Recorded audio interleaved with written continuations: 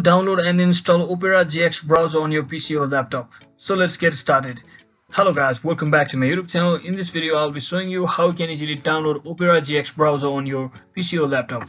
So first thing, just head over to any of your other favorite browsers. So in this case, I'll be opening my Google Chrome browser and just searching for Opera GX browser download just like this. So as you can see, there's a difference between Opera browser and Opera GX browser. It's for gaming browser and Opera browser and normal browser. So you can simply tap on this Opera GX browser first link, which is the official link, and you can see if you are using Windows, you can just tap on this download Opera GX button over here and simply wait for your download to start, and based on your internet connection your download should be automatically started just like this. And once you have successfully downloaded, you can simply double tap on this .exe file and simply click on this run to proceed to the installation.